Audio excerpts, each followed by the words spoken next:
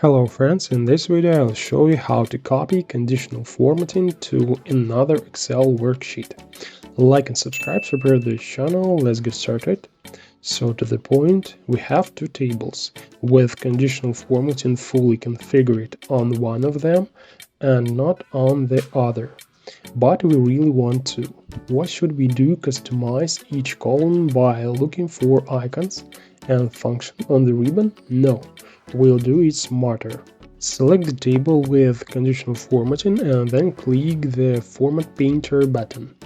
A cross icon with the brush appears instead of the cursor, which we use to select the first cell of the second table. Adjust the width of the columns and we see that the formatting has been transferred to the new table. You can also transfer conditional formatting to another sheet inside the Excel document. And finally, conditional formatting can also be transferred between open Excel documents. The actions are the same. And how to open documents side by side, watch this video. It's all, now you know a little more. Thanks for watching.